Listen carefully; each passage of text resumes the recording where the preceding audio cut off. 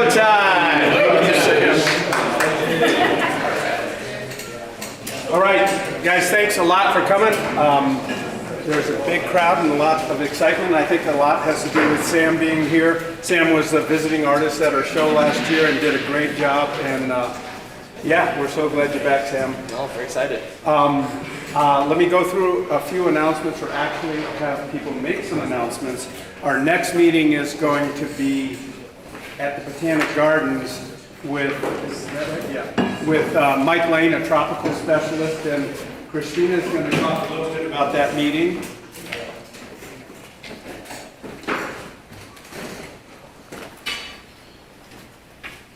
Hello, yeah, my name is Christina Carpora Seaman, and I've been working with Mike Lane.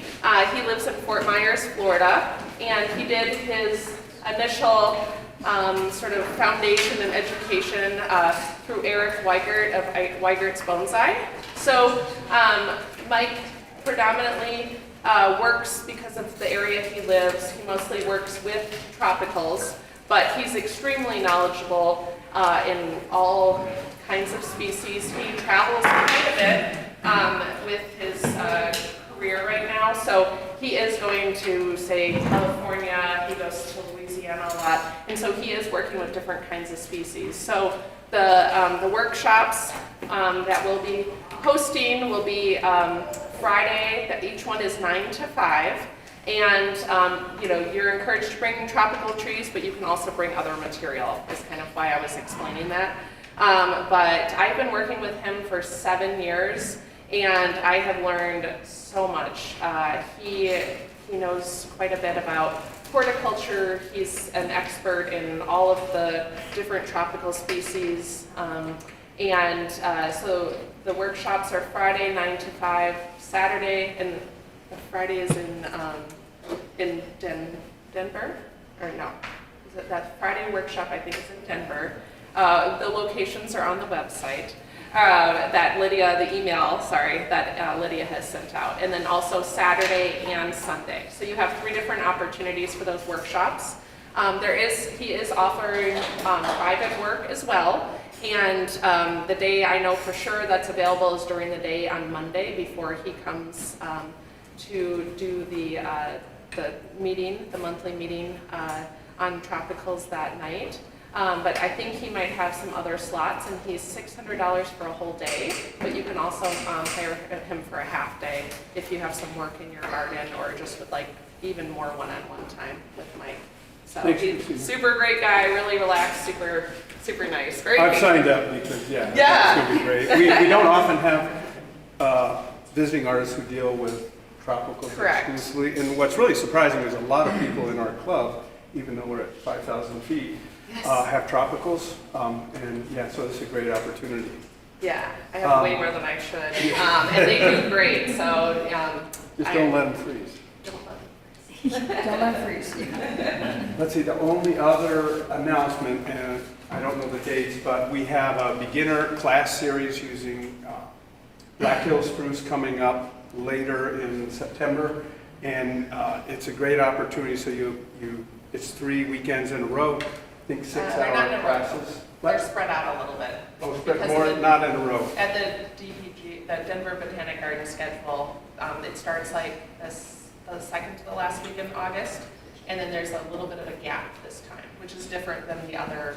Yeah. Just look for that though, or talk to Connie or Christina about that if you're interested. But it's a good opportunity because doing a one-day class, it's hard to respond, style, and learn everything you need to know. So it's 3 classes. So look for that if you're interested on the website, or talk to these guys.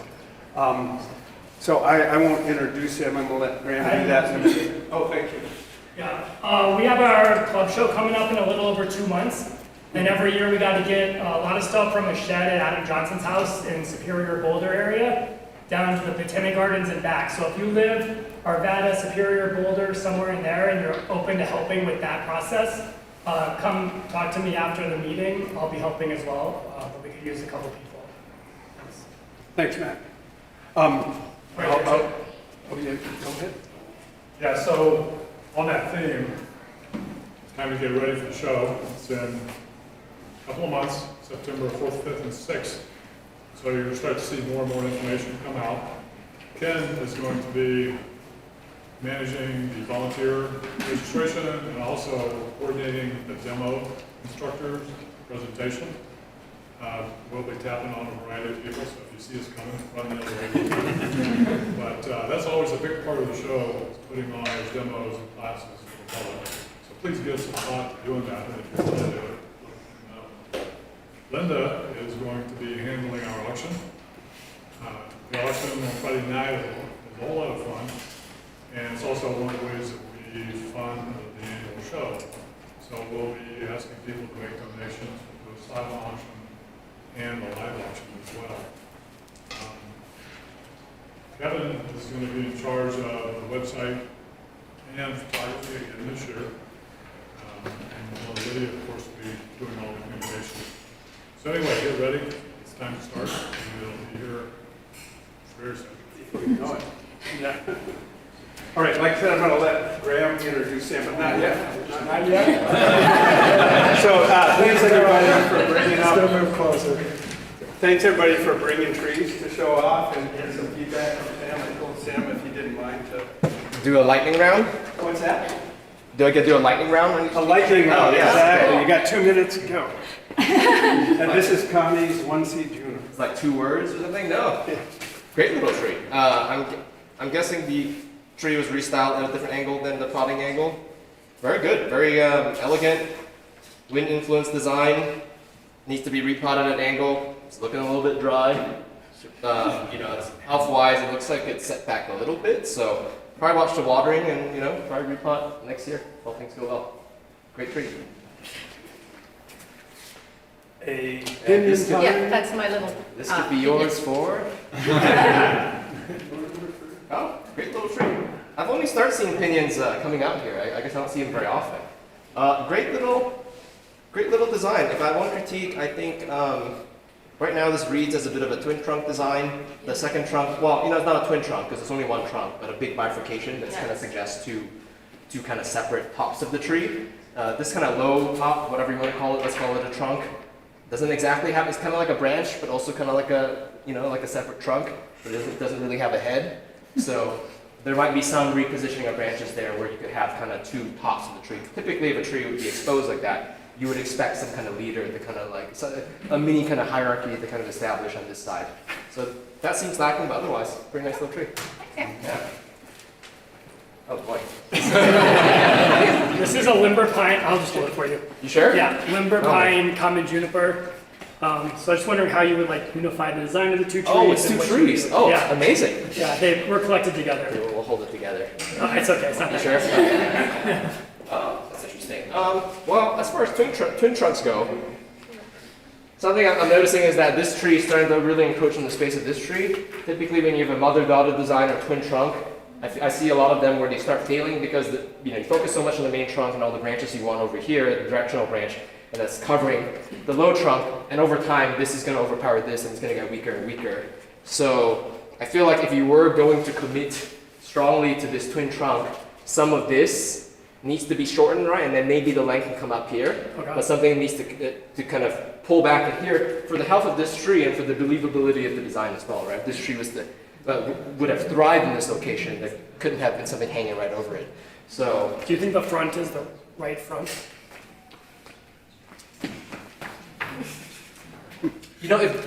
can they be repotted closer together? Or I they stay don't like think that? they can. Yeah, they can't Okay. like that.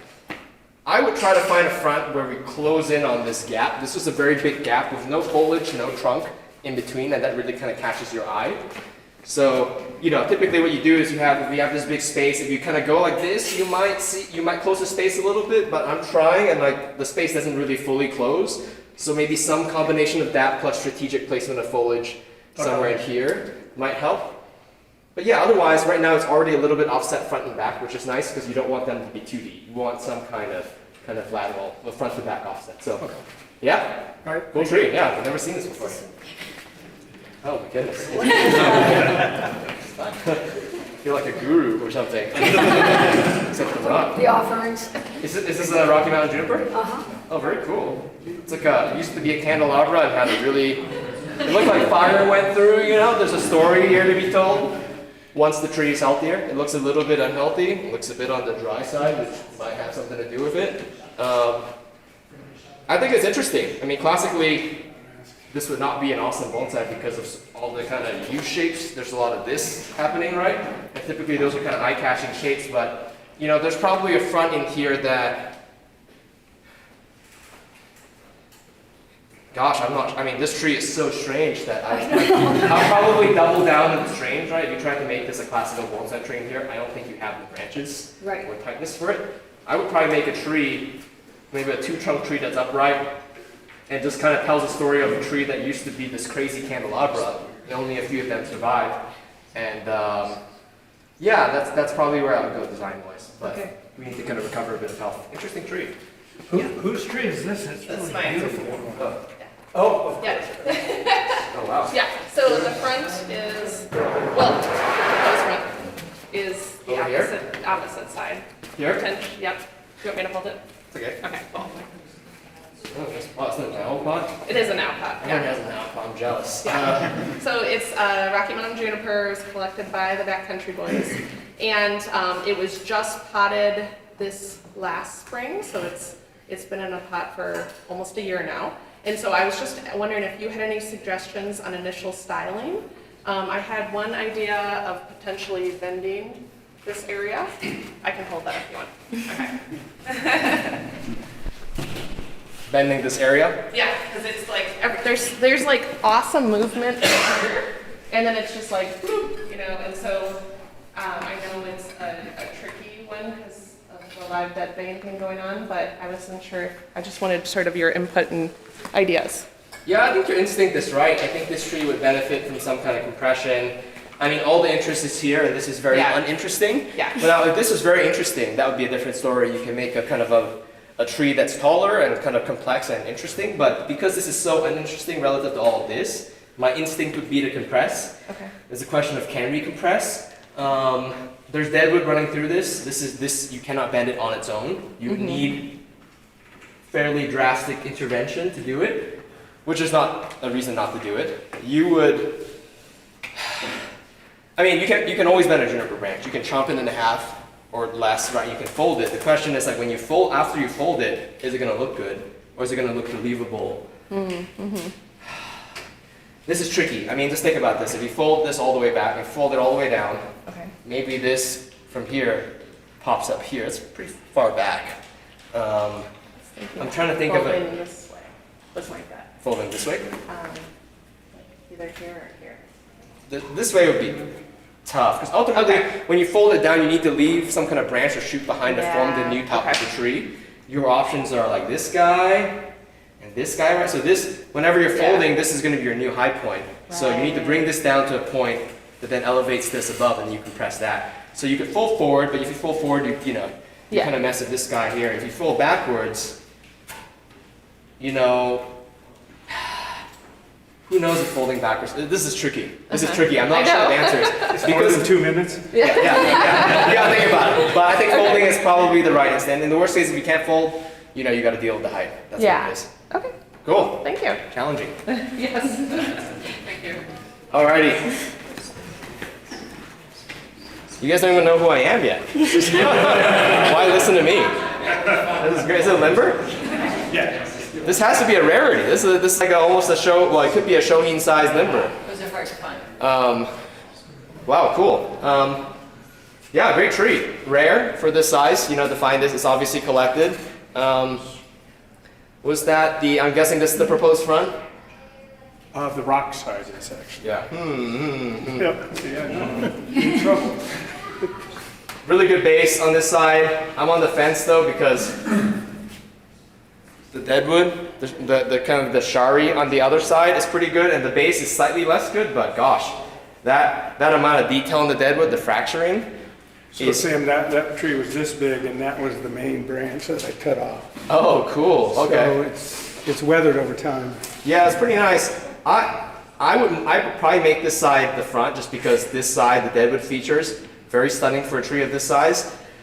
Design-wise, I see you kind of gone for like a kind of a rising design, but I think this tree might benefit from compression. You see, the whole tree is kind of above all the interesting features in the tree, and the structure above this section is really young. So it really feels like two trees, and kind of hiding that young structure and integrating it into the old features, I think would make it a more coherent tree too. Also, if you compress the Shohin size, I bet this quadruples in price because and it fits in a Shohin box. Don't do it for that reason. So I wanted to do Shohin, but I'm not sure I can get it. Like Shohin's this far, right? That's way down. Oh yeah. I mean, You could. you could probably remake the tree just from these buds. You could probably make this the apex, and you could probably sweep this down and around potentially, some version of that. Yeah, I mean that's how they make Shohin junipers. You take a medium-sized juniper and then you make it small. You cut off half of it. Anyways, great trees. Cut it off. Cut it all off. Are those you there? Are those somebody that wants to have a look at? Oh, that's okay. Sure? Sure. All right, last call. Come at me. Okay. All right. So we are very lucky to have Sam Tan back again. Sam came out last year for the annual show. He did a demo tree on that gorgeous Ponderosa down there that Christina brought in, that I think will be repotted at some point in the future. Tonight we are very fortunate that Larry brought one of the unstyled trees from the Denver Botanic Art Collection and provided to Sam to style. Sam's based in San Francisco Bay Area. He studied with Ryan Neal at Mirai. He's just an all-around great guy. We've had workshops the last 3 days. He will definitely be back in the future, so if you didn't get to sit in a workshop with Sam, you'll see some of the magic tonight, and I think this is going to turn into a finished tree. So with that, let's give Sam a round of applause.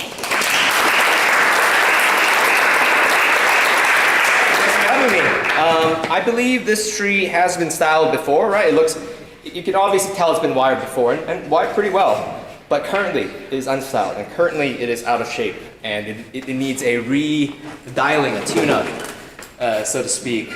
This time of year is a little bit early for like a full restyling. This tree though has been styled before, so I anticipate in whatever I do, I'm not going to have to take off like a ton of foliage because this tree has developed structure that I'm going to try to work with. In general, when you're trying to advance a tree, you don't always want to bring the tree back to a first styling form, right? Over time, if you're doing things right, you should be building upon previous work. Even if sometimes the previous work is not your favorite work, building upon it adds maturity to the tree and design, and that kind of patina in the form, in design, and in kind of the finer details of the tree is kind of what gives bonsai, or very high level bonsai, kind of the finished bonsai, its value. Let's see. What am I noticing here when I looked at this tree? A few things. One, it's obviously blown out, it's very healthy, so ready for working. I'm noticing obviously that some of these lower branches, notice how they're so leggy and weak, right? So one, they're losing strength. The strength could be due to, loss of strength could be due to a number of reasons, but it's likely the case that the branches above them are overpowering them and shading them, right? And so design kind of goes hand in hand in horticulture in that if you design a tree competently, like I was talking about Matt's twin trunk design, over time, if you build a design that's not realistic, that's going to cause some branches to shade others, you're going to end up with situations like this. I'm not saying that's what previously happened. It could be that the tree fell behind on maintenance for a few years. Stronger branches get stronger, weaker branches get weaker, and this kind of happens. But staying on top of your maintenance and also maintaining the design is very important. And you would expect naturally that the tree will, higher parts of the tree are going to grow more strong in lower parts of the tree. So when you come in and prune and rewire and so on, you're typically going to have to take the top part back a bit more than the lower part to, one, make it look good, but two, to balance the energy of the tree as well. That's one thing I'm noticing. Two, Larry had told me that the original front of the tree was kind of over here. So I was looking at it, it's a pretty good front. This tree is very interesting, has really cool exposed root features. But as I swung the tree around, I started noticing a lot of very compelling features in here. There's a lot of dead wood running through the trunks of the tree. There's this gnarly hanging piece of dead wood.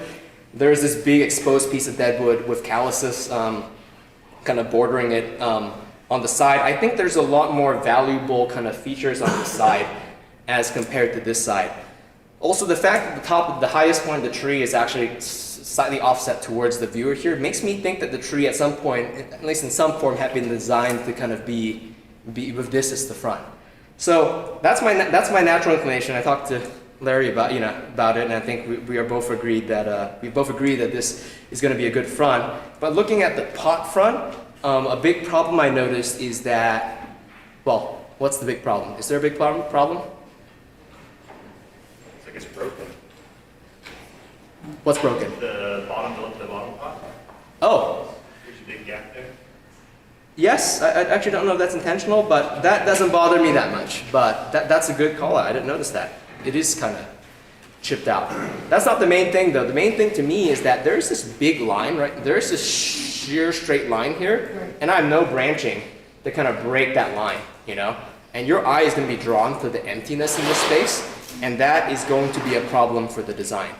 So one thing I thought about was offsetting the front a little bit clockwise, where this trunk can start partially occluding this trunk to kind of break up that straight line. So it's, I can't show you the exact front, everyone, but, just notice what happens when we kind of come in here a little bit more.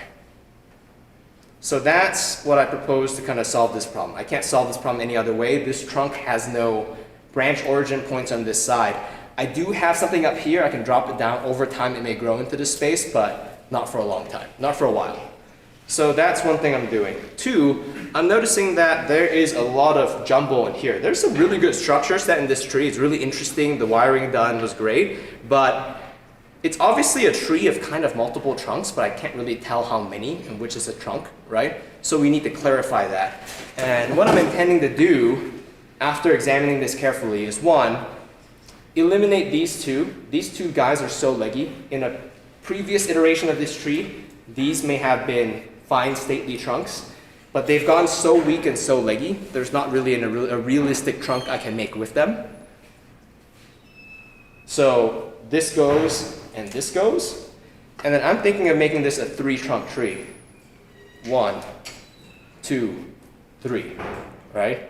And then this guy in the middle, while he maybe had the potential to be a trunk, right now he's just kind of a branch that's swept to the back.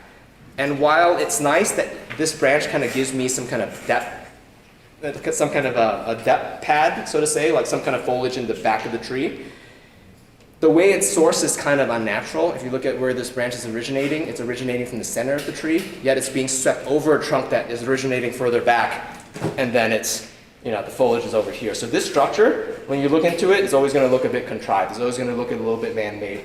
If I wanted foliage here, I would have loved for this trunk to have a secondary branch or a primary branch that would source this kind of foliage. So that's a bit of an eyesore. If I raise this up, I don't think I have enough space for this to be its own trunk, because this guy over here is going to want to fill this space. So I'm going to actually eliminate this center trunk as well. Why 3 trunks? I mean, in kind of bonsai aesthetics, odd numbers are pretty common, and I'm not doing this just because it's Japanese. There's a reason why odd numbers are preferred, because odd numbers tend to imply an asymmetrical design, right? If you have an even pair of things, it's kind of hard to make them asymmetrical because, there are 2 pairs of things. You have to try pretty hard to make them look a little bit asymmetrical. When you have 3 things, obviously, maybe it's not that obvious. It's a little bit more, it's easier to make something, I think it's easier in the same space of an odd number of things to kind of create asymmetry, if that makes sense. And so I just think that fits actually perfectly into the structure of this tree, where each of these 1, 2, 3 are going to have their own space. Eliminating this back branch will give me the space to drop this key branch down here, right over this space where this branch is occupying anyway, so I didn't need it. So yeah, those are the structural moves. A few more things I'm thinking about that I'm unsure about. We'll have to discover this. If you look at this trunk, it kind of bifurcates up here, and I have this it's almost like a 4th trunk, and I don't really think I need it. I would rather this trunk be a solitary trunk, that this trunk line clearly read as the leader. Though thinking about it again, if I take this out, I don't really have any foliage on that side of the tree up here, and it's going to be pretty barren for a long time until maybe one of these branches gets a lot more mature. So for that reason, I may not completely eliminate this trunk, but I'm going to mark it for deletion at some point. Another reason for that is notice how this branch, this key branch I'm going to drop down over here is kind of originating at the same spot.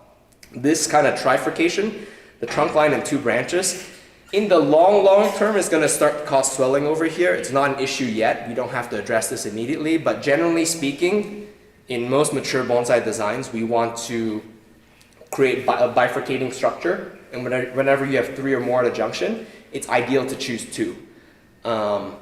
So that's a bit of a question mark. And then the last question mark in my head is that the main branch up here has a lot of structure that goes up and then kind of goes out horizontal.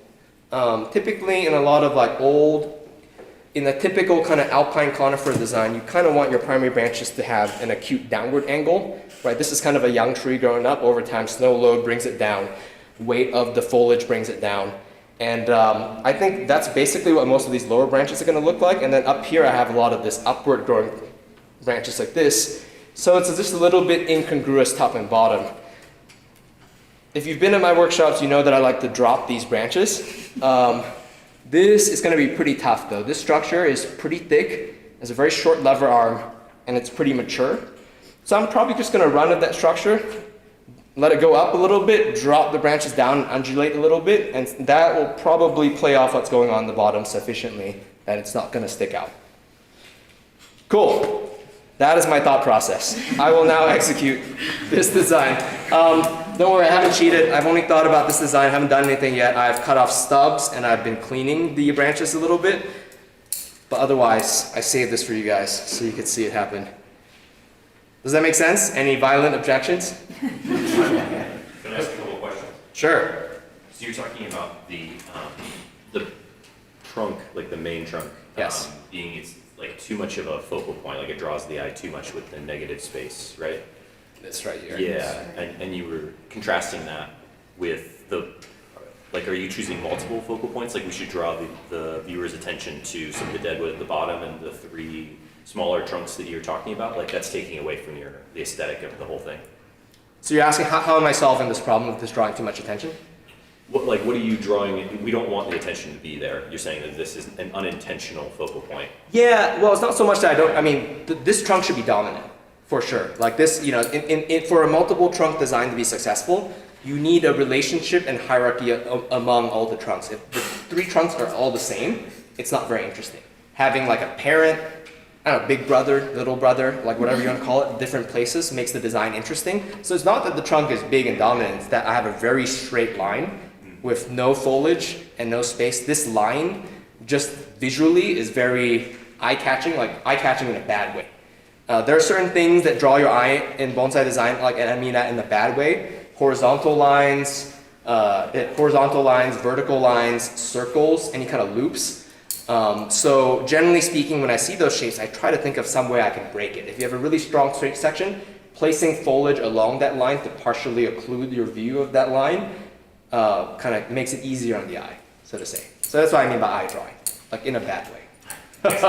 and that's something I learned from my teacher. If there's something that you keep looking at the moment you see the design, that's probably a bad thing. You want to see the whole tree in its entirety and the flow, not this thing. If your eye keeps getting drawn to this thing, it's probably an eyesore actually, or probably some kind of design anti-pattern. Alright, so I'm going to make a few of these big removals. I'll let the talented people at the garden do the gin work later.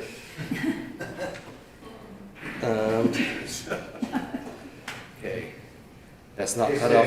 Yes? Would you consider raising up the lower branches so they were more up and out? Yeah, making the whole design up and out. That's another way to... Change the top. Yeah, that's one way to go about it. That's possible, but kind of with this kind of running raft design, I find that if a tree was like crawling on the ground, I mean, it's possible. It crawls along the ground and then kind of goes up like that. That's one version of this design. I'm already seeing a bit of a mature structure down here that suggests this kind of drop. And I don't really want to, I think changing it is going to be tricky,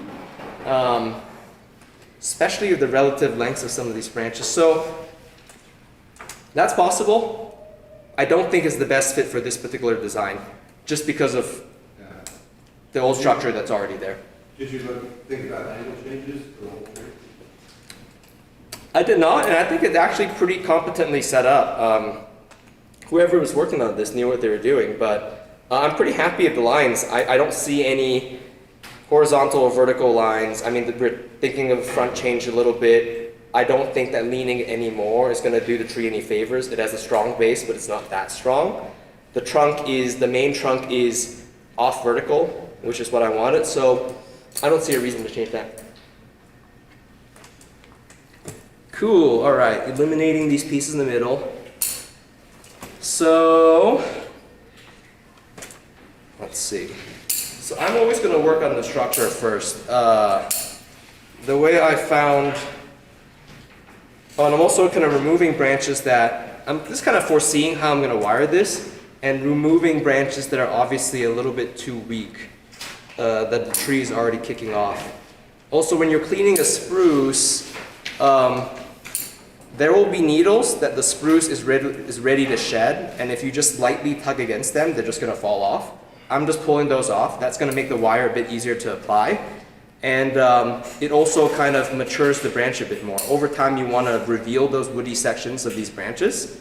And so that bit of cleaning just is a good prep for the wiring. I'm just thinking, getting a sense here of how long things need to be and taking out things that obviously don't have a place.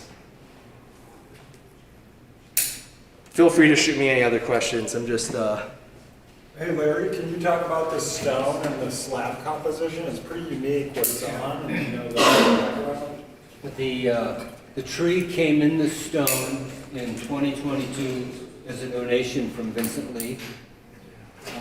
It was in a oval pot. The stone was actually sitting in this pot. And I presented it to my volunteers. We had the Wednesday morning gathering, and anyone who can make it is welcome, but don't come until July 15th this year.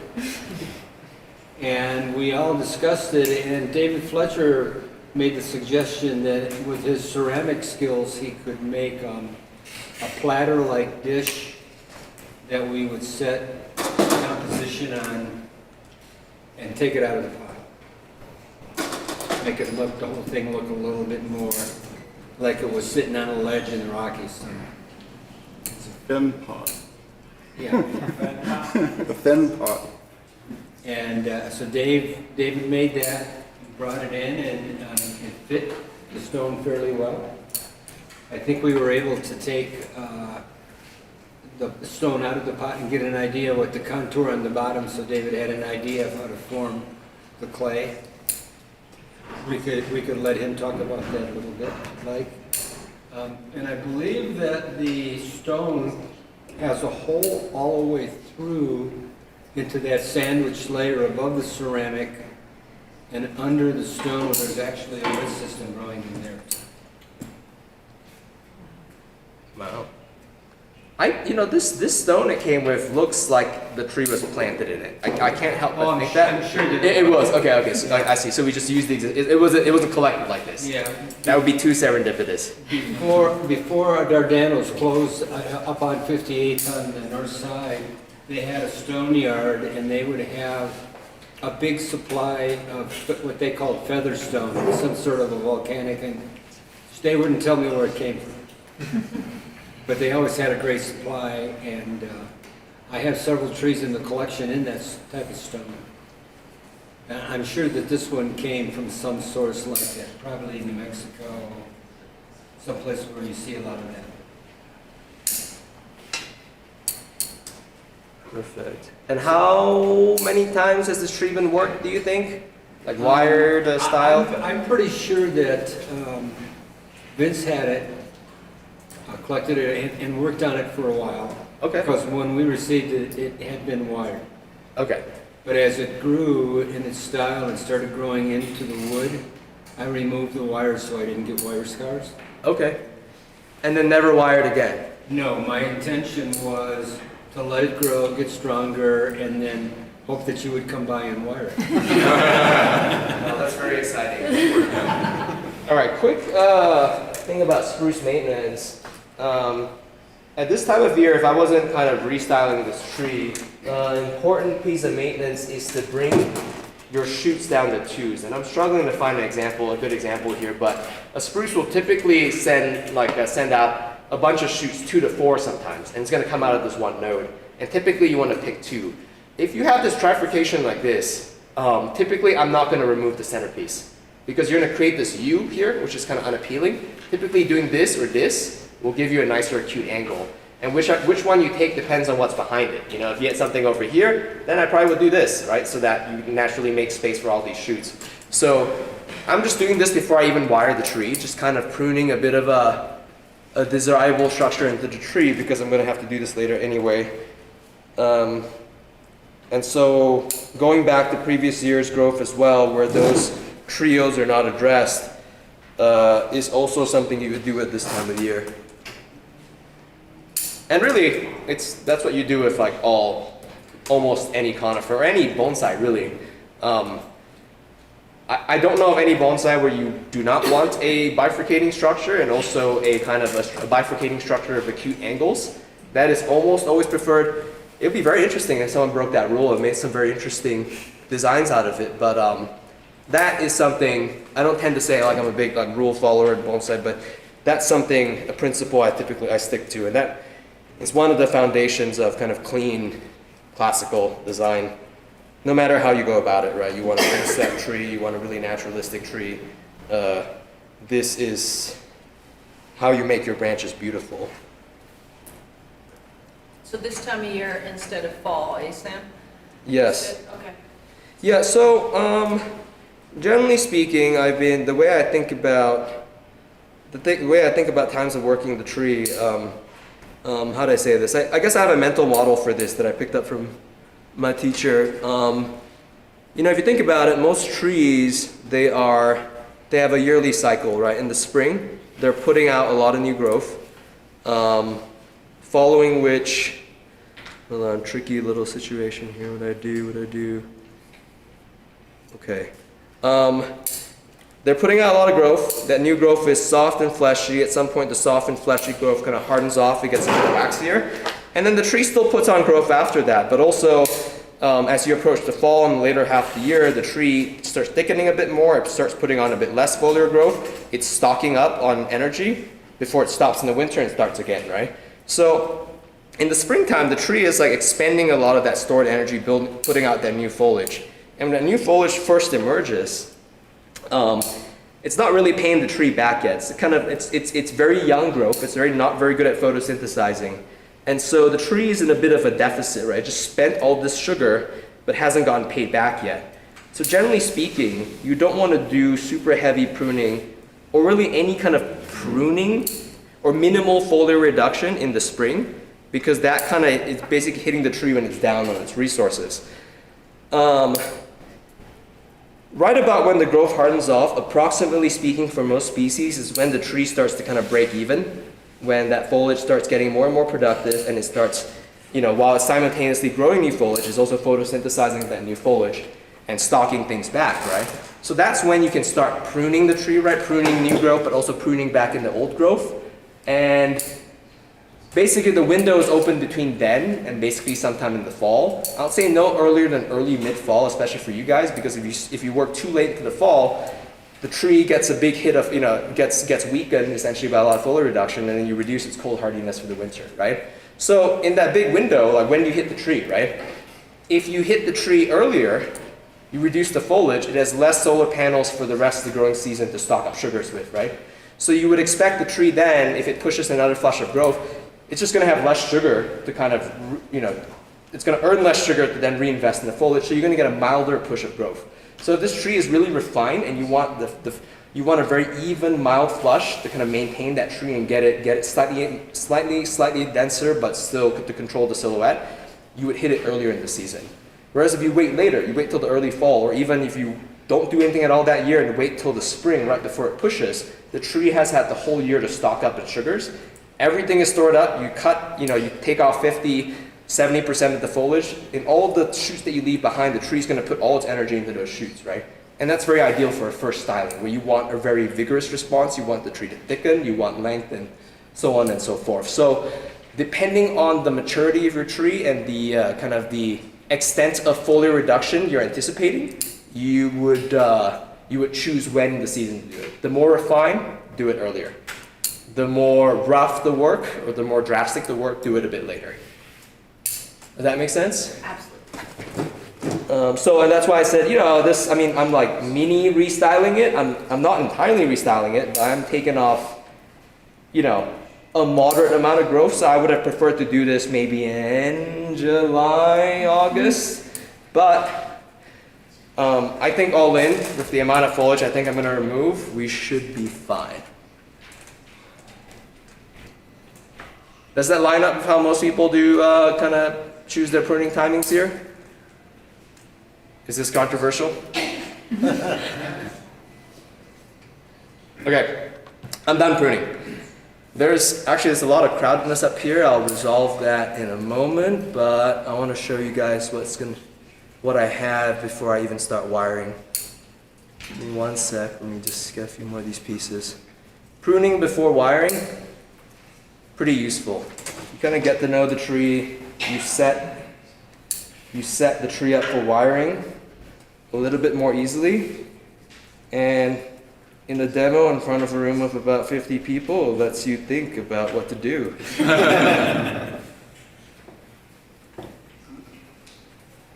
But really, I guess once you get more experience, you can anticipate ways in which you're going to wire and things that aren't going to be useful. So then you're able to do a bunch of the pruning that you would otherwise do later and kind of waste time on. So time is of the essence when you're working, especially when you're doing a professional gig.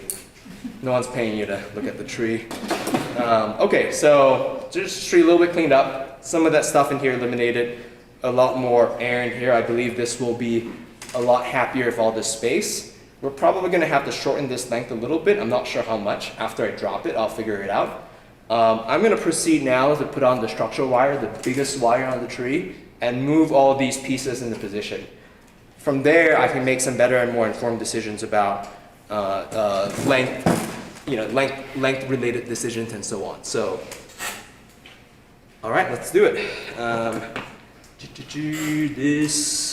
These lower trunks are pretty well set up, so I will use smaller wire. My wire is. Did I bring 8? I brought 8. Okay, Do we cut treatment on a conifer?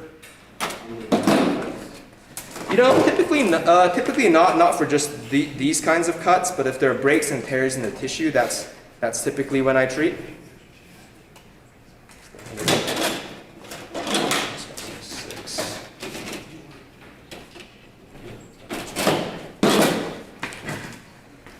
Okay.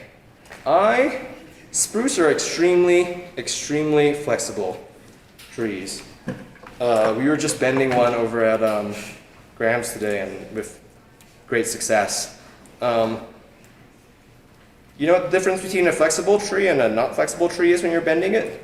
Snap. Right. Snap. But I guess yes, they snap. Whereas what happens when a more flexible tree bends? Like how does it break? It kind of tears, If you've ever, next time you play around in front of your spruces, you cut off a big branch, try to bend that branch, That's actually one way of also, when you're doing a demo or you're working on a tree that is unfamiliar, if you remove a branch that's obviously not useful, try to bend that branch. That will tell you something about the tree, right? Because even among trees of the same species, there are variations, and some trees are much more brittle than other trees. Also depending on whatever was done to the tree before. So the reason a flexible tree like this that kind of tears is a bit easier to bend is because as you're incrementally putting force in the tree, you can see the fibers starting to separate. And that allows you to that gives you a very positive signal about how much further you can go, right? Whereas a tree that's brittle will give you very little notice, right? So sometimes you go from everything's perfectly fine to the branch is broken, even if you're putting in very incremental force. And so that's what's tricky about the brittle trees. Regardless, Conifers, which ones would you say are that way, the brittle ones? definitely deciduous conifers, bald cypress is extremely brittle. Rocky Mountain juniper is extremely brittle, and it depends on which variety of Rocky Mountain juniper, but some of them can be extremely brittle. What else? I hear limber pine can be pretty brittle. I don't work with a lot of them. Yeah, and also for a lot of these species, yes, the young wood tends to be a lot more flexible, and then the old wood can sometimes be quite a pain. Even among domesticated junipers, like different kinds of Chinese juniper, those can be pretty brittle, or garden junipers. They can be pretty brittle once the structure is mature. So I've had to work on a few of those for the collection at Lake Merritt, and those mature trees are really difficult to restyling them feels like restyling the Amadori sometimes because the structure is so old and thick.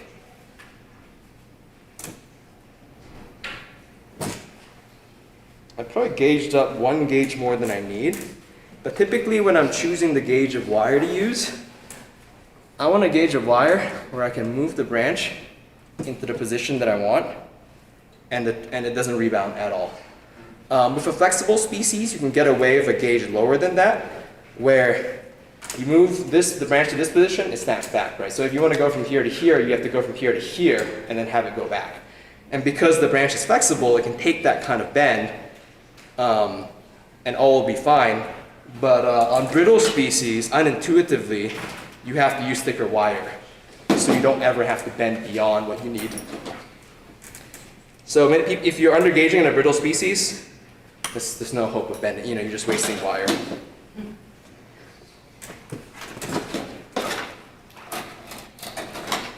Did I miss any brittle species you guys work with? Oh, I didn't bring an 8 gauge. That's right. Okay, here we go. That is what I suspected. Oh well, we'll have to do a 5 gauge. Yeah, Ponderosa and blue spruce may be 2 of the most flexible species I've worked with. I'm not sure if more flexible species exist. Pinions can be pretty brittle too. Can Those be. like Again, when they're older. yeah. The other day at a workshop, someone brought a cork bark Ponderosa pine, pretty rare. Boy, that thing was brittle. Anything cork bark, genetic mutations tend to be weaker and more brittle. So don't assume that just because you know the species, that all of them are going to behave exactly the same. Always test your assumptions and be conservative. So the success with bending anything, I didn't used to be very good at bending. Kind of just took some experimentation and watching other people do it. You need to find some way, whether it's through wire, guy wire, or whatever other tool you're using, to incrementally and in a controlled way put pressure on the branch. So the moment you're taking a branch and you're like, the moment you go beyond, the branch breaks, right? But if you can, instead of doing this, if it's a big branch, if you can grab the branch, anchor it to your body, and move like this, you can control this a lot more than you can control this, right? And same for using rebar and other tools, or the clamps. Those are all ways of basically achieving the same thing, right? Incremental pressure in the tree. Little bit, tie the guy wire, look at the crack.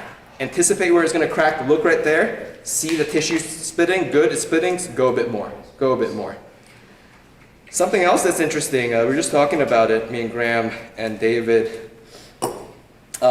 Today we were saying you actually need to bend the tree quite a bit sometimes for it to set. Like if you put wire on this like flexible species and you bend it like a little bit, you take off the wire, it bounces right back, right? You actually need to induce some micro tears in the fiber for the tree to actually respond with, with callus and tissue to actually set that bend. So sometimes actually going harder on the tree is actually going to help you achieve your goal a lot faster. So definitely commit on bending. All right, I'm talking too much. You guys gotta ask me questions. And we'll take a break in about 5 minutes and give Sam a little time to keep working.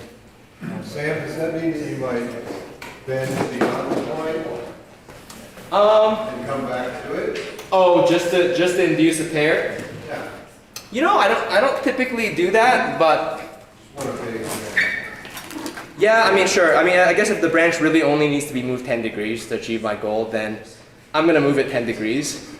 But in the initial stylings, like, I guess some people ask, hey, what about doing it like over time or like over 2 stylings? Why not do it that way?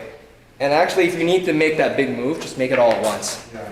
You're probably gonna get better results that way.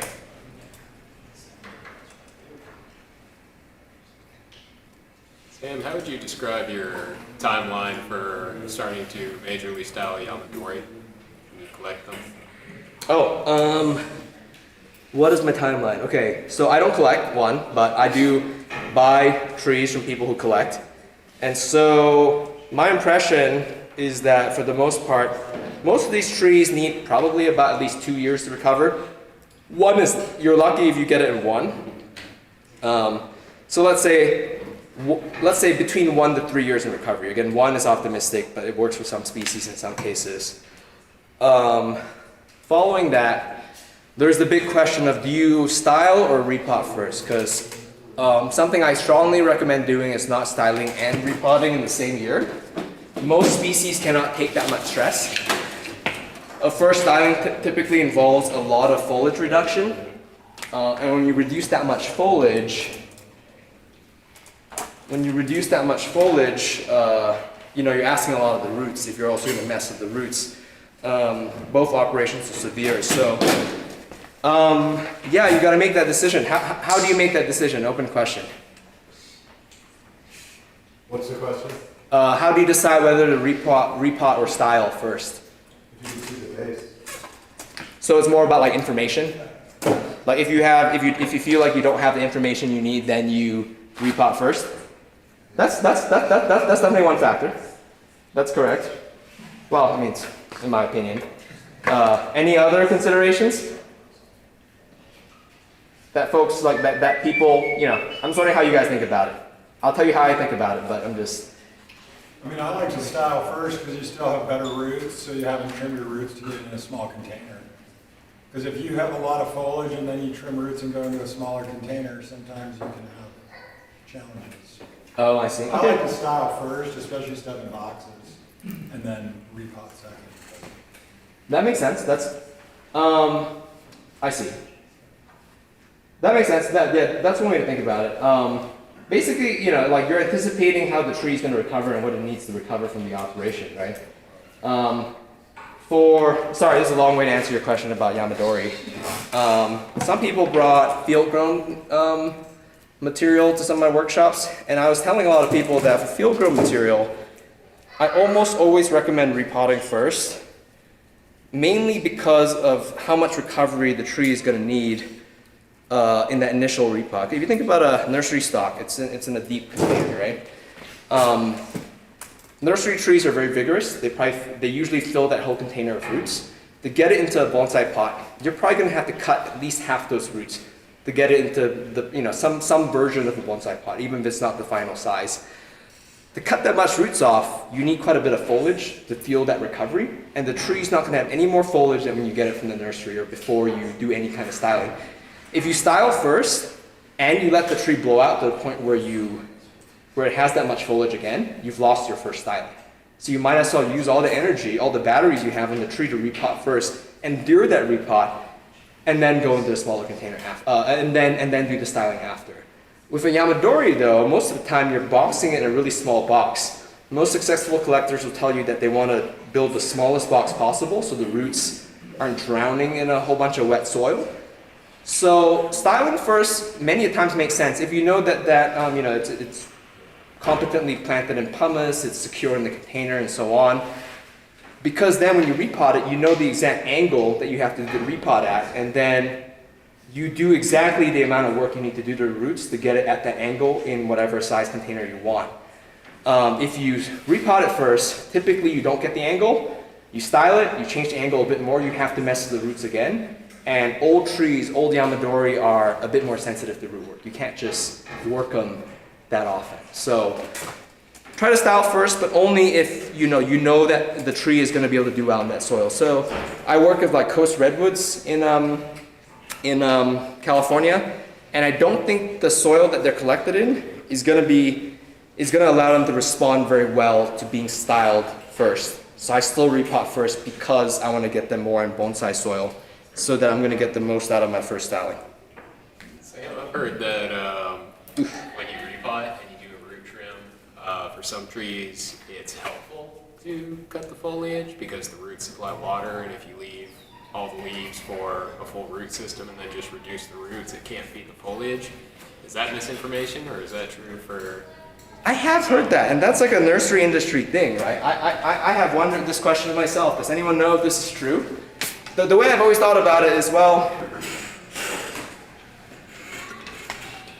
if the tree has too few roots to support the foliage, the tree will tell me. The tree will kick off the foliage, So I don't know how much it can support, right? I'm going to let the tree kick it off itself. I don't think it's going to be worse for the tree if I left that foliage on, right? Even though not all the foliage might survive.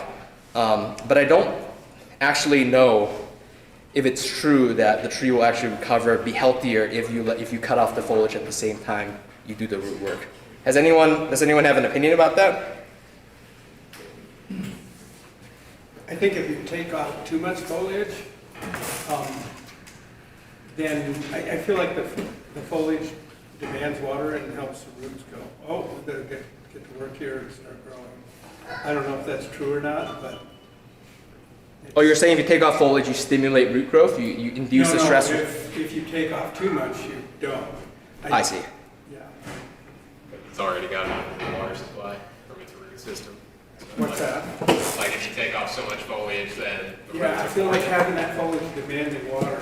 Yeah, the roots are more It's than why adequate for as what long you've as got. things are pretty healthy. I see. That could be just my imagination. Yeah, I don't think there's a downside to leaving the foliage on. I think it just gives the tree the most chance of as much as it needs, whatever it needs to recover. And if it can't use all that foliage, it might drop some. Do natural style. I think so. So that's my experience. But if you find out otherwise, let me know. Sam, if you have a tree and it's growing, you've collected it, and it's growing completely sideways, and you want to do a full 90-degree up. Stand it up. Right, so if you styled it first, you'd have to overwinter it completely with the pot at a 90, right? Which everything would fall out. What would you do in that case? See Exhibit 1 over there. That's a good question. Depends on the container. Yeah, sometimes the angle change is so drastic. It's going to be full, like from this. Yeah, many a times you can poke holes in the box, whatever, at a new angle and cultivate the tree at that angle, but sometimes it's extremely hard. Then you might actually lay the tree back down, the water, bring it back up. It depends. So if the angle change is going to be so drastic that you don't think you can keep it healthy at that angle for that season, maybe you do repot first. But many a times there is a way. Because then you repot it and then they're not pointing in the right direction. So Exactly. the needles, would you do some very, very light wiring to just guide them towards the sun, like not a style, so that they're pointing towards the sun? I'm all about fully committing. Okay. Until I fully realize the design. I don't know exactly where all these branches are going to be until I set everything else in place. So I think that's just a waste of time, for me at least. Maybe if you're more gifted than me in kind of like visualizing where the tree's going to be, then yes, but does not work very well for me. All right, let's take 5 or 10 minutes, grab some refreshment, take a mile break, and Sam will keep working. Or if people want to keep coming and get kind of a close-up view. This thing's looking good. It is.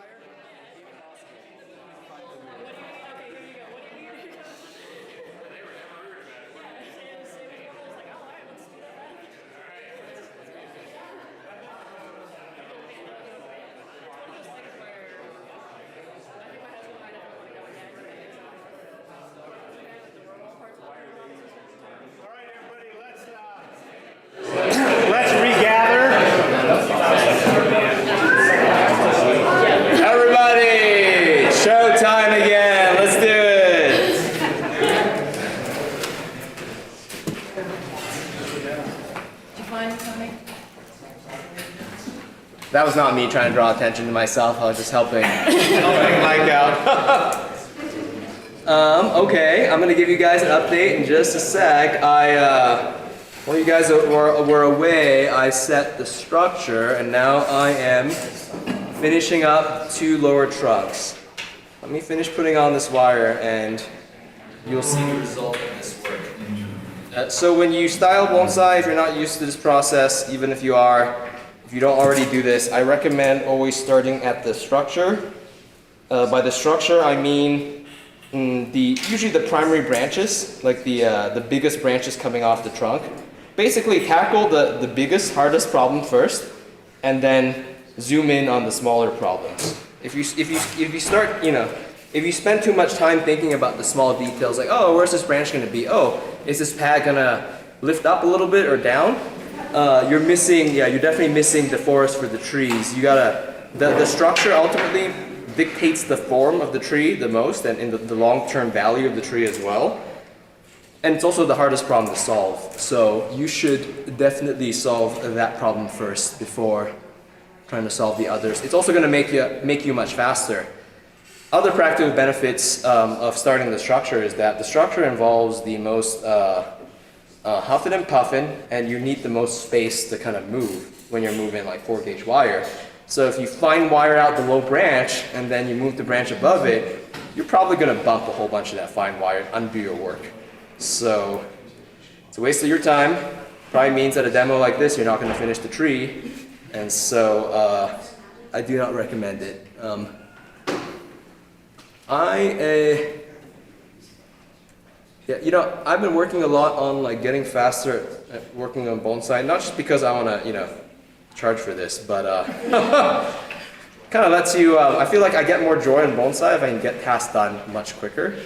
If like this big, as my collection gets better as well, my trees get more refined, and some of them require a lot more detailed work and more work. If my speed never improves and my tree collection keeps growing, it keeps getting more refined, and either my tree collection starts getting less and less refined because I don't work on things, or I just can't grow my collection. So being able to work fast and get things out of the way, but still at the quality level that the tree deserves is, there are many practical benefits to it beyond kind of professional pursuits. So something to consider if you haven't already. Sam, can you talk about planting on a rock like that with exposed roots in terms of horticulture, and do you see anything that needs to be improved with this right now? This is a great pairing. I think this kind of tree deserves to be planted on a rock. It looks like it grew on this. When you plant on a rock, it means that the tree is probably going to drain faster, right? The root ball is smaller, it's more exposed. So you probably definitely need to water more, and potentially consider a slightly less hot spot in your yard depending on your ability to keep up with the water needs of the tree. Something interesting about a slab, depending on the slab, if it is a convex or flat slab, repotting probably is required less frequently, or the repot's a little bit different, because if you think about a pot, one reason the roots circle is that they hit the wall of the container and they start circling. There is no wall in a classical slab. This is kind of a mix of both, right? Because this is kind of a pot. There are kind of walls here, and then there aren't walls here. But a perfect slab is kind of like, it's an air pruning container, So it's actually a pretty conducive environment for roots if you can keep up with the water needs. I don't see any problem with this particular planting. Some people, this is kind of like, this is it's like a tree in a rock in a pot. That's a common combination. It's a thing, except this pot is not really a pot. It's a slab, kind of, but it's concave, so you kind of think of it as a pot.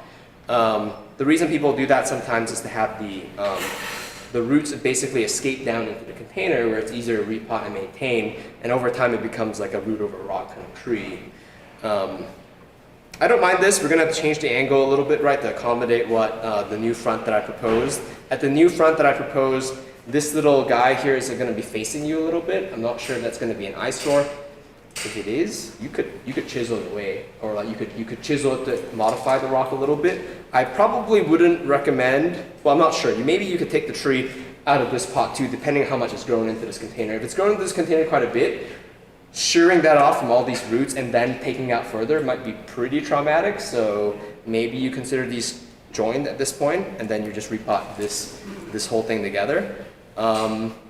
Yeah, those are my kind of high-level thoughts. It's you know, if you haven't tried planting in a container, I mean on a slab, I recommend it if you can find the right slab. Okay, so we have the bottom branches, the bottom two trunks set. Take a look. They're looking like little trunks. Yeah. Pretty cool. And you know, all that you didn't. I mean, I don't think anyone's missing this piece over here. Totally filled that space. Sorry. What is the front? The front is clockwise off this, so you don't see the straight line where some of this starts interacting with this. It's a little bit clouded right now because all this hasn't been set yet, but I'm going to keep working up. But the big moves that I made are the structural wire here to position this trunk, the structural wire here to lift this trunk up, the structural wire here to bring this branch down, the structural wire here to bring this branch down, structural wire here to move this branch up, and then a pair of structural wires here, one to bring this trunk down and one to kind of control the apex over here. So yeah, I mean, if I did nothing but put those on, I think I've done the tree a big favor. But now I'm going on to detail out every pad, to lay everything out in kind of a lateral fashion, so that one, everything looks nice, all the foliage is pointing up to the sun. I'm getting the pads in the right direction. They have layers set up. And this is going, once I'm done, this will be the first iteration of the tree that should slowly mature over time. You know, this is not, what I'm going to make today is not a finished bonsai. It is going to be another step in this bonsai's journey. And, you know, you shouldn't assume that one wiring is all you need to finish the tree. It's absolutely not true. You're going to have to do this wiring again and again and again, multiple times. And I want to say like 3 to 5 times in, along with like good pruning, you're going to start to see the bonsai settle into that form quite a bit more and be ready to show with less and less wire and more density. So that is the trajectory of putting this tree on. Do you repeat the structural wiring each time, the primary structure? As and when I need. I find that, you know, for at least 2, sometimes 3 stylings, like the structural wire is still required. And I am more willing to put on structural wire than other people, even if it means just to move the trunk like 5 degrees, 10 degrees. Like for me, in my designs, I find that space and that precision matter a lot. And so in the initial setting, or like kind of establishing of a style, I put structure on quite a bit. Also, let your wire bite in, especially for most conifers, let your wire bite in at least 30%, if not 50%. Otherwise, in the worst case, take your wire off too early, trying to avoid wire scars. The tree bounces back to the exact same position, and you have completely wasted your time.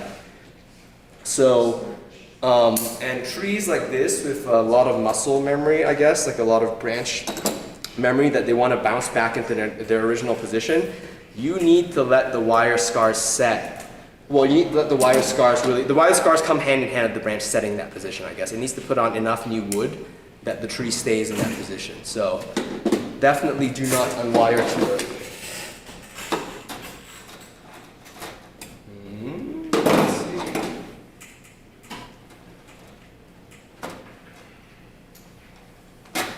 Okay, one more big branch I have to move here. But yeah, once you do the big structural wire, those are like the big brain, big effort expenditure moves. All this here requires a lot of detail, but it's not as hard. So did I hear you right?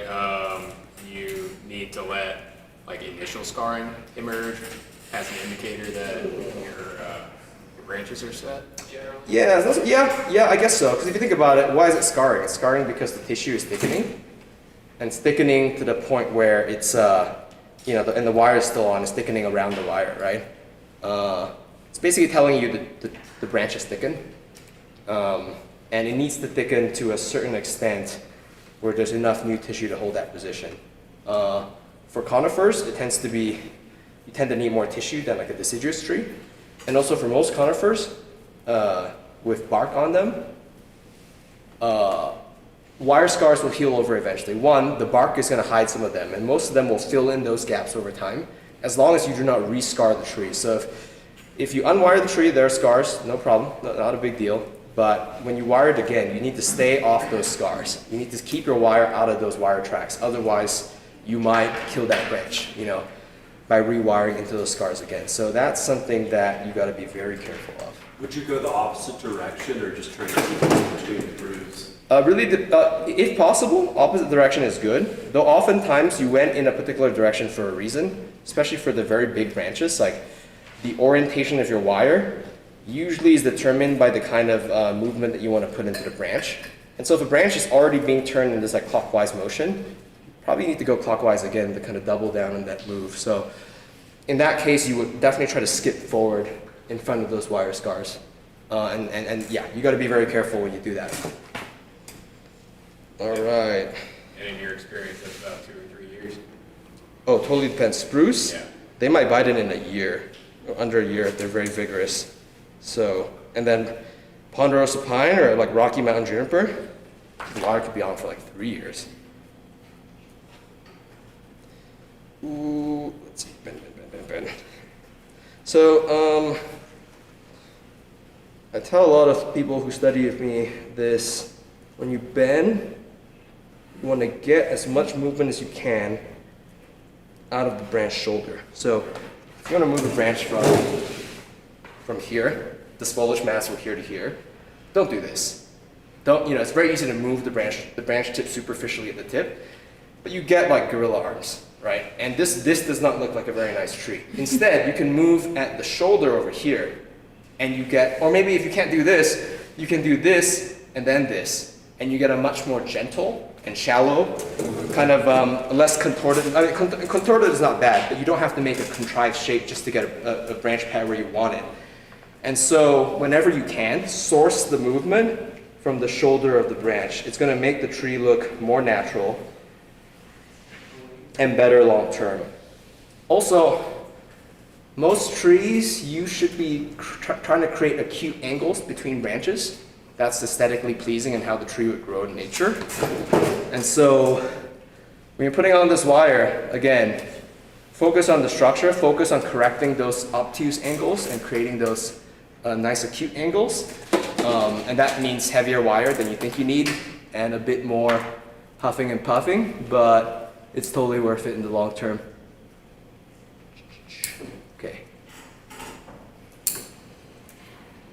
Okay, this is working out as planned. So a challenge with spruce, and I'm talking about spruce like I'm an expert, I cannot grow spruce,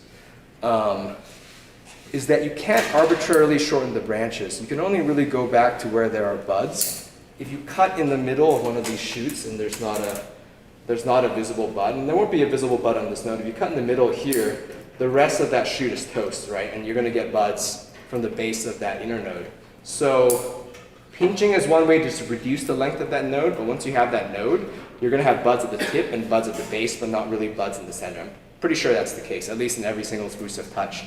So, if you have this long shoot, you can't just cut it halfway and, expect that shoot to live. So you typically tend to have to live with the shoots you have, and then you eventually have to cut back to a shorter shoot behind once you get it. So pinching is really the strategy here to shorten your nodes over time. So don't expect the really individually shortened shoots when it comes to pruning time, because you're going to be, you are just inherently constrained by the growth habit. For those of you who are experienced with spruce, do the inner nodes decrease significantly over time with pinching? Mm-hmm. Pinching is the way it goes. If you pinch though, you're not guaranteed to get a bud at the It's end. not guaranteed. Yeah, you don't get a bud at the pinch site, right? Or Right. do you? You just get buds at the base, but then those shoots that come out from the base are shorter, right? Because you have more. That's my impression. And then from there, you select two of those shoots, and now you have two smaller shoots instead of a very long one. So it's a bit of a 2 steps forward, 1 steps back kind of situation, but just know that. Is this design making sense? You guys look pretty solid. Sam, talk about the apex a little bit. Yes. What can I tell you about the apex of this tree? Well, I've been visually concerned about the sort of lakiness of that top branch. I see. And I was questioning in my mind whether it would be better to remove or turn that top branch into a gin and create the apex with the branches below it. When I refine the top, I don't think it'll even be a problem. I just have roughly set it.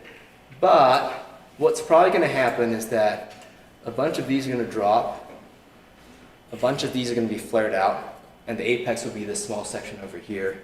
So you'll be able to deal with that long bare spot.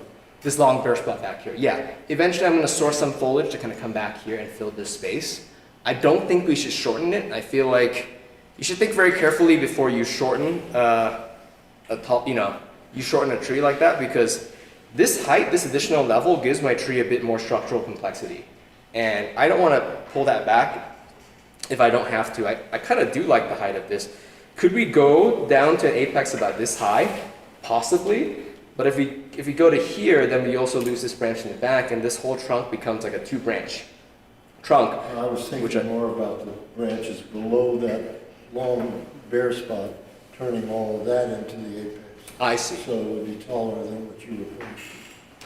Let's see. Let's play with it, and I'm open to this idea at the That's end. fine. Yeah. I guess, once you build, I guess I built enough of these apexes that I have a rough sense that this is going to work out. And if it doesn't, right, we have to take a look, take a step back, and respond.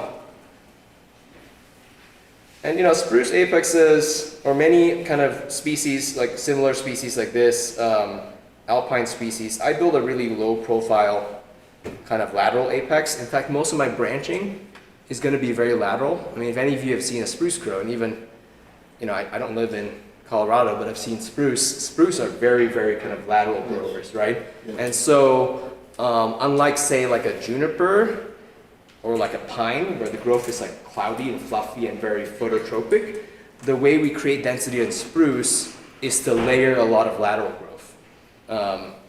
And so I'm not trying to artificially tip up these branch tips just to make it look like a bonsai. Generally speaking, the very best bonsai of any sort, even if they aren't perfect representations of the natural growth habit of the tree, they usually take cues from the growth habit of the tree, right? Some cues from the tree, and then incorporate, let that natural growth habit kind of show itself in the tree. So the way you orient the branch tips is one very kind of important part of kind of properly representing the tree. So that's how you'll notice me kind of laying out my pads, and that's going to be the same in the apex as well. I mean, these basically are mini apices, and that's basically how I think a spruce apex should look like. Actually, recently in the workshop, I was talking about redwood apexes and sequoia apexes, and someone told me, well, I've looked at the giant sequoias, and some of them have these pointy kind of, upward growing apexes, and that's totally true. If you go to Sequoia National Park, you can see those. Yeah. But most of the time, for almost all conifers, and including sequoias, the pointy apex or the upward growing, small pointy apex is a younger tree apex. They start growing like that when they're vigorous, and over time, as the tree, say a giant sequoia, grows tall enough, where water transport starts getting tougher and tougher, kind of the taller the tree goes, the harder the tree has to work to get water all the way up the tree. That apex starts flattening out and starts getting a bit wider and lower. And this is kind of a well understood growth habit of, say, giant sequoia, for example. So if you're thinking about how to form your apex, I mean, it's true that you can find many examples of a pointy apex in nature, but that may not necessarily be the apex you're trying to represent. Like most of the time in bonsai, we're trying to trick people into thinking the tree is older than it actually is. And we're trying to represent an old tree is what it is, it's not just that we're tricking people. And so, you typically want to take cues from like an old tree growth form. old tree form in nature versus a younger tree form. So something to consider. And that's also not to say that you can't represent like a younger tree. That's totally fine if that's your intention. I think most like classical deciduous trees represent like a medium age, kind of like younger version of a tree. I think deciduous trees when they get old get really, really, really weird. You know, they're really not very well behaved, most old deciduous or broadleaf evergreens. And so I think what people, people working on traditional deciduous trees are really trying to represent a very different thing. You know, maybe like a garden tree, an old garden tree, not necessarily the really old tree you might see out in a much less manicured setting. Okay, we are making progress. What other questions do folks have? Oh, I haven't talked about putting on big wire. I guess you guys didn't get to see me putting on the big wire. Does anyone here have problems applying large gauge wire, like 4 gauge or 6 gauge? Does anyone just not use, like, does anyone just avoid using that wire at all? No, it just looks bad. Well, you know, if you work with collected trees especially, you'd be surprised, I mean, at how soon you need to bust out the heavy gauge wire to move a branch, right? So I think it's an unavoidable part of wild conifer work if you work with this kind of, Colorado native trees. A few tips on applying large gauge wire. One, you need to don't cut yourself short. Use a long length of wire. And when you see me working on big wire especially, I have my offhand maintaining contact between the branch and the wire, and then I'm holding my wire all the way out the long end, laying my wire down in the branch. I'm not trying to pre-curl the wire to form a loop around the branch. You will never create a shape that perfectly conforms the branch with your fingers, and you will get arthritis. So use the mechanical advantage of the dominant hand working further out on the length of wire. And doing that not only makes application easier, it keeps the wire annealed as you're applying it on the tree. So when you finally move it, the wire is still supple.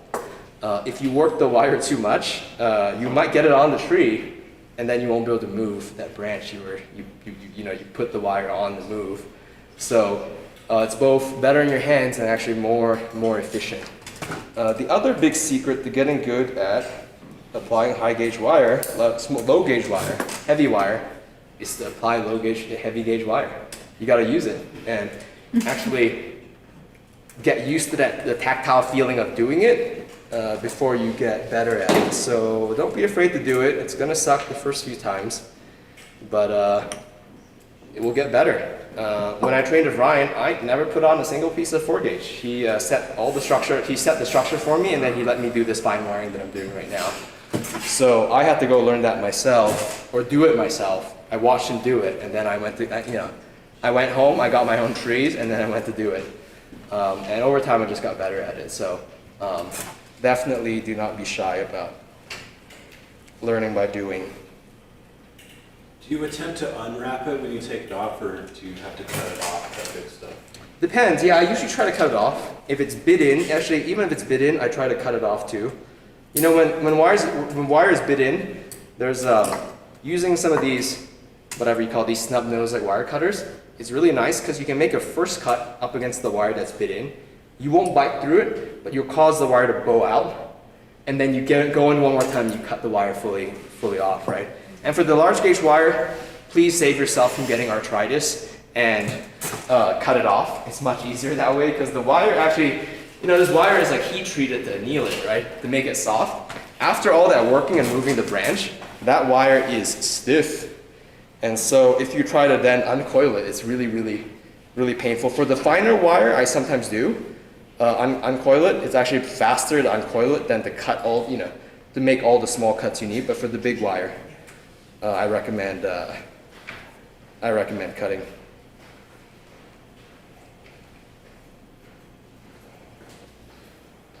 Okay, we're getting there.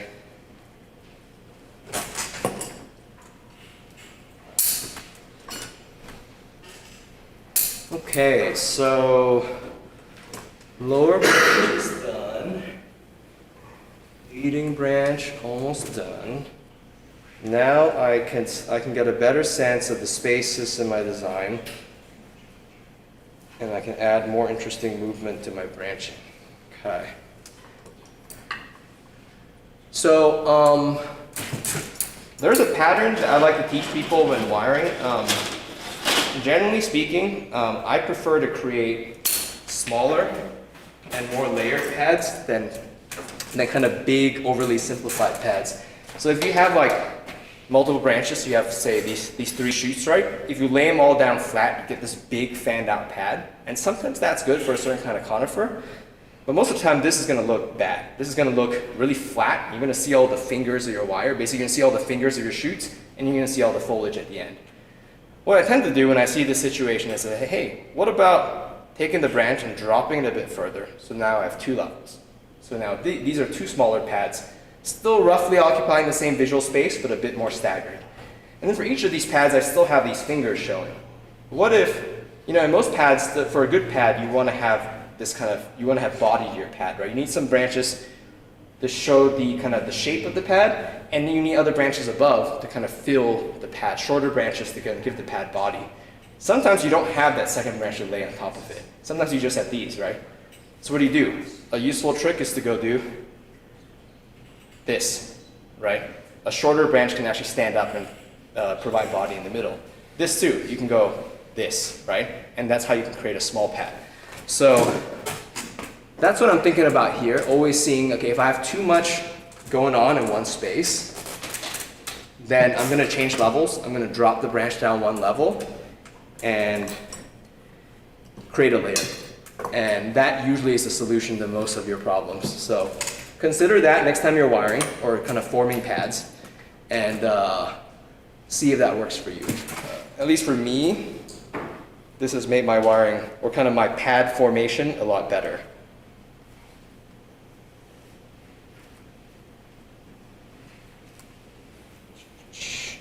Okay, almost done here.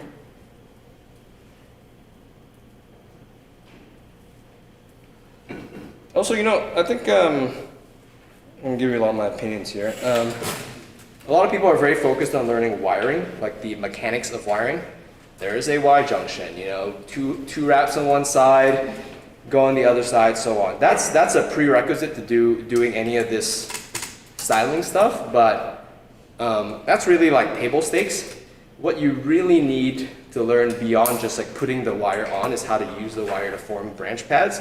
Because if you can apply wire but you can't make beautiful pads, then the wiring is not that useful. You maybe just prune the tree, And so kind of make sure you think of wire as a means to an end to kind of achieve a goal, right?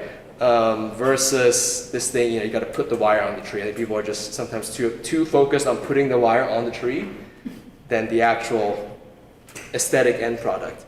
And wiring in combination with pruning is what makes the tree look really beautiful. So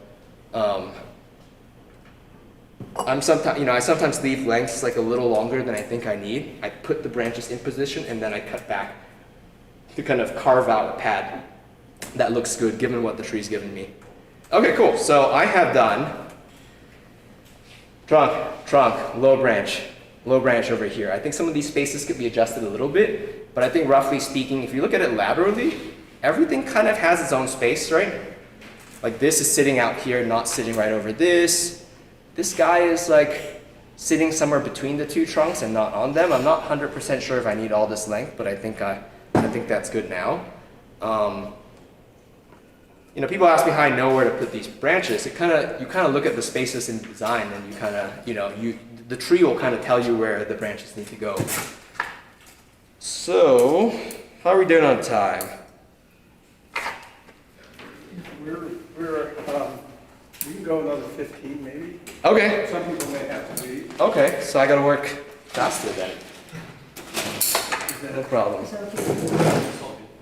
Let me finish this back, please. Any questions? Do you like juice up on fertilizer or anything before you start doing stuff? Like heavy pruning and whatnot, or after? Or? Yeah, in general, if you are going to do anything, the more dramatic the move you're going to make on the tree, in terms of foliar reductions, bends, and so on, the more you want to build up the tree for that operation. So, fertilizer, in the early stages of your bonsai's development, you typically want to fertilize more because each move is going to be bigger and bigger. It's going to be pretty big. And over time, the moves are going to get smaller and smaller because you're refining the tree and you're advancing the design, and you won't have to cut as many things off. So, yeah, yes is the answer.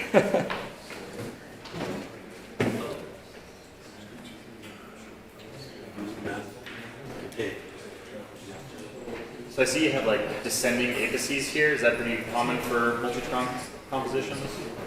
Descending in what sense? Like, the middle one is slightly higher than the furthest to the right. Oh, it's kind of crouched over a little bit more. Yeah.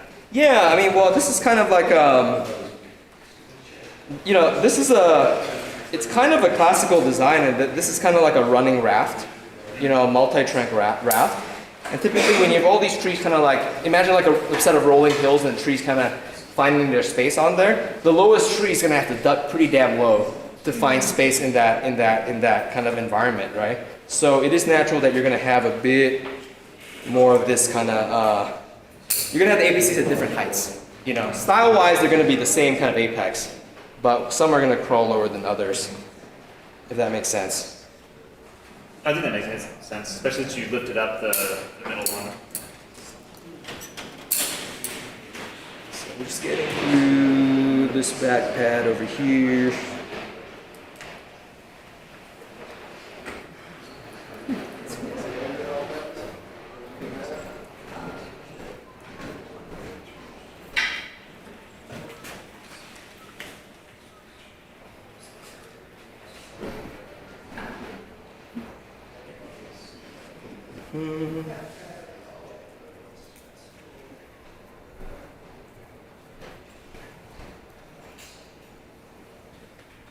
Okay.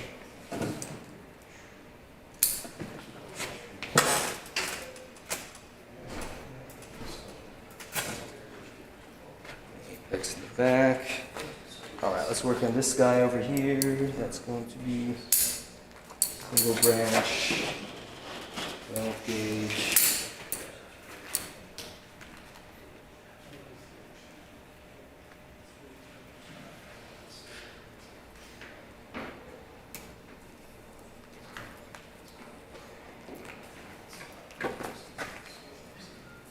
So this branch over here is the only branch I have on the left side of the tree, so it's fairly important that I keep this branch. I'm hoping over time that this branch thickens up, and so I'm going to have to tell Larry to let this branch run and maybe prune it back a little bit less or later than the other pieces, just to give it a bit more strength. Okay, so we have just one more pad to clarify here. What's going on here?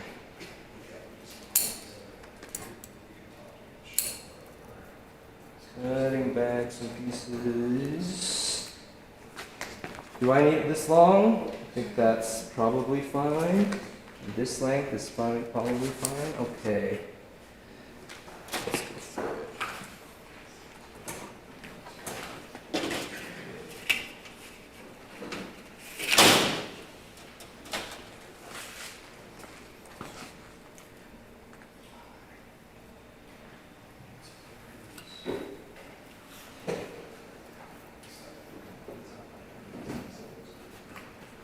Sam, what gauge are you using now? 12. Yeah, spruces are pretty flexible, so if you undergauge, it's probably fine. But one thing about undergauging is, if a species like spruce that's so vigorous, a gauge that barely moves the branch to the position you want right now is probably not going to hold it once the branch thickens. Yeah. So you may be you're gonna get more out of your wire if you if you err on the side of a heavier gauge.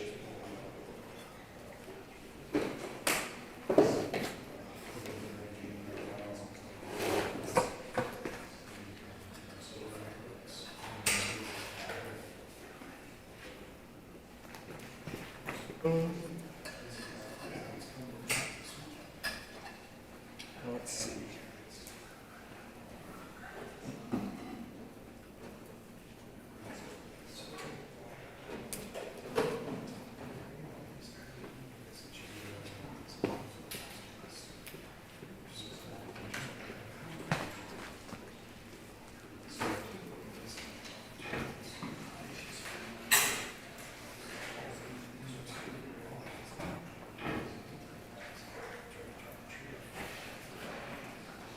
Then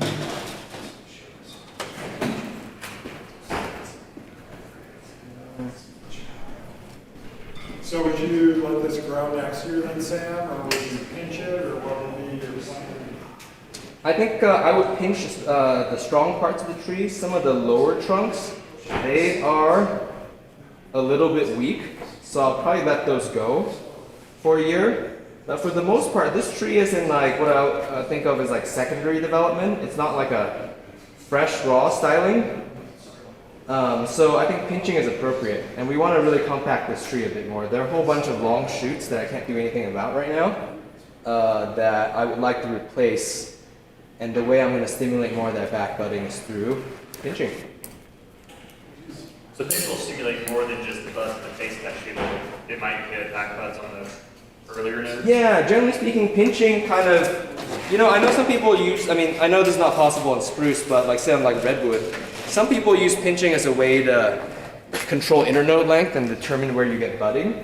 But I think the real win of pinching is that you reduce oxygen at the tip, and you cause the tree to, while it's still flushing, to invest energy in buds that maybe haven't yet popped behind that tip, right? So pinching will give you more usable buds, or cause growth to push out of more buds during that flush. And I think that is the main goal. So, I won't pinch buds that are short and like further back in the trunk until they're at a length that it's no longer usable for the design. So that really is where pinching comes into play. So you're using it to maintain the silhouette as well as stimulate the back budding, basically? Yeah, that's basically what it is in the long term. Does that apply the same way for like single flush pines? That's basically what it does too, yeah, that's right. Though for many single flush pines and many other kind of species you can pinch, where you pinch it happens to be where bud forms. But if you think about it, in a late stage refined form of the tree, you don't really care about the tree dividing all the way at the tips, You really care about keeping the silhouette there and having stuff grow behind it that you can work with, right? All right, all the way at the top now. Not too many branches over here.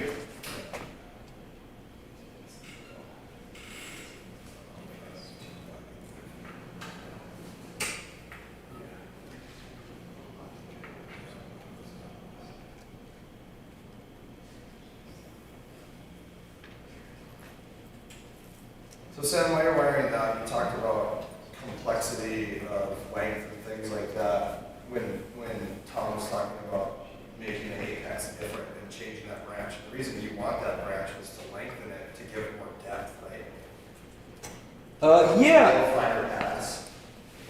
That's a, so I guess what I was saying just now is like, I would think very carefully before taking a tree and shortening it to a lower branch, only because, if I shorten this tree, if you think about the structure of this main trunk, there are only like 1, 2, 3 major branching points, right? So if I go from a 3-branch tree down to a 2-branch tree down to a 1-branch tree, the less and less branches I have, the less complex that trunk can ever be, right? And most of the time you want to avoid as much as possible kind of a 1-branch trunk, because that never looks like a very mature trunk, and the opportunities to create a complex mature tree using 1 branch is much less.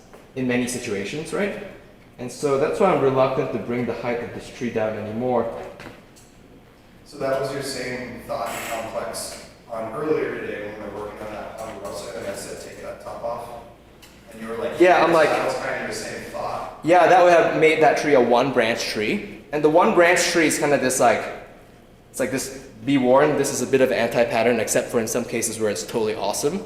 So being able to tell the difference is when you become a master, I guess.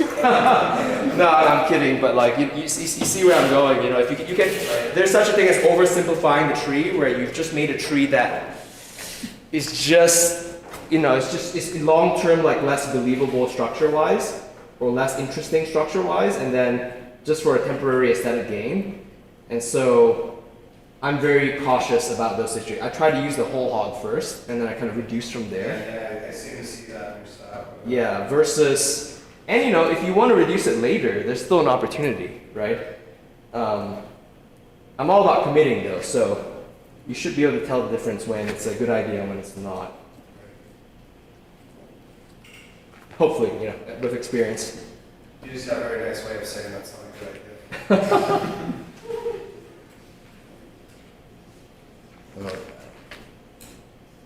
Almost there, more wire. So, you know, I haven't really spun the tree back and looked at the whole thing yet. I've been kind of creating these pads in isolation.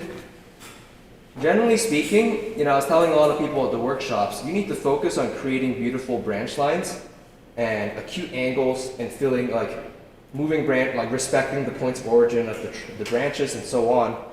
If you're working like this, like if you're consistently applying these principles, you shouldn't always have to look back at the tree to figure out where to place a branch.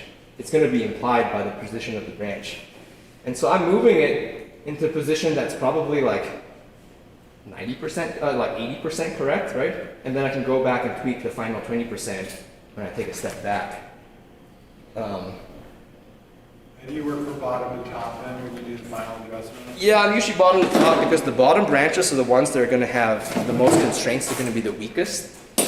And so if you work from the point of greatest constraint, you don't eliminate, you know, you can decide how to, that will guide your decision further up the tree, right?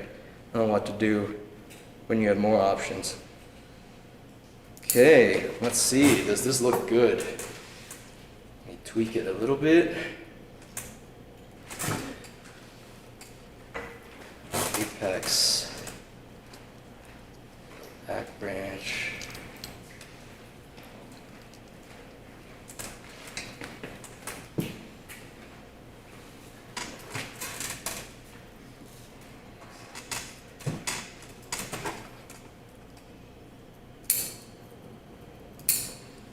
When you're doing that final prune, you're not necessarily pruning back to a bud, or are you pruning back? Oh, I was pruning off some redundant shoots. Okay. Yeah, there weren't really any obvious buds to prune back to.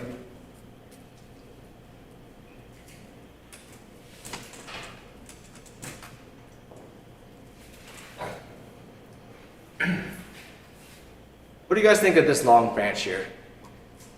It muddles the other two. Reduce a little bit? Spin it over here.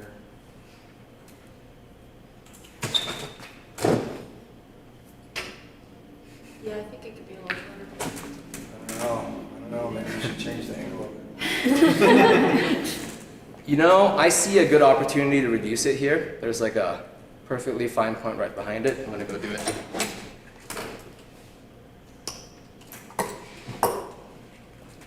And I wouldn't have known this until I got to this point. What do you mean there was a fine point? There are bifurcations. Let's say you had a long branch. I had a bunch of shoots all the way out here, and then my next bunch of shoots is back here. Gotcha. The branch is either here or here. Or if I have nothing, that's something else as well, right? So I have a whole bunch of smaller shoots I can cut back to. That won't be awkward. So that looks better.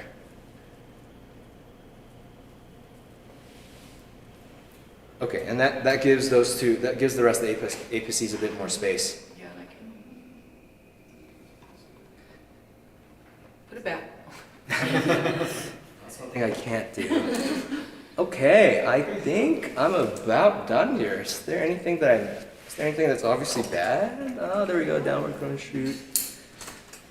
All right, I'm pretty satisfied with this. What do you guys think? Good, I love it. Yeah, really good. Love it. Wow. That horizontal gin on the bottom trunk, would you keep that? Which one? This one? It's in the front now. Or I guess it's in the middle trunk. The one pointing straight at you now. Oh, this one. Yeah. It is a little aggressive, huh? It's pretty aggressive.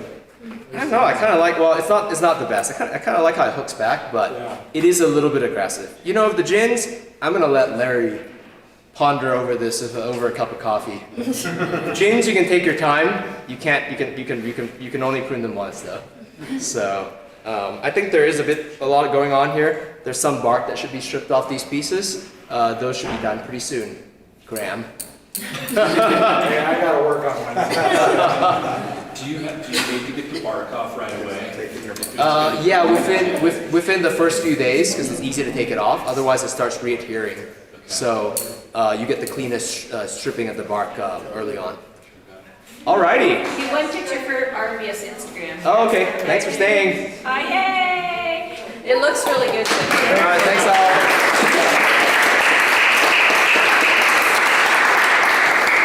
One picture for myself.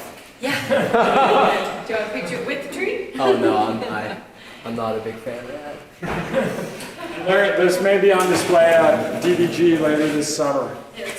We're gonna rehab it for a month, and then when Larry gets back, we'll see what he wants to do. When was it on display at the gardens last, you know? I don't know that it ever has. It was in the back bunker behind it, and it was donated in 2022, and I don't think... It's been on display about a year and a half ago, for just a short while. Looks not bad, right? Is there a lot of trees in the back that you don't see? Yeah. It's about 20. See this magical apex trees? It's about a ton of blocks. Catch them on a good day. Nice So yellow. I guess this ended up being a bit of an apex. I didn't expect it to be, but Yeah, I was thinking, I said, how is he gonna hide that straight or ugly? just take it, lean it over a little bit, and leave a little shoot up there. And that's like the lowest profile apex you can create. That's the spruce pokey bit, right? Like trees, they have one shoot that's sticking out. Sure. I think in the long term, maybe we can replace. This back piece is pretty good though. It's kind of cool. It's kind of like a fourth front. Yeah, options with that, or... I wonder if this would end up. I don't know. We'll see. Maybe the long term, this starts growing, and then that becomes your peekaboo, you know, and then you don't need this anymore. Oh, please feel free to take a look. It's funny how similar, we do a really good job. Making everything consistent. Yeah, like listening to you listen to Ryan is almost the same. That's how you train me. Yeah, you know? no, Consistent branch angle, consistent beams, spaces. It makes it easier for everybody else to learn to follow that platform, right? I guess so. Yeah. So, yeah.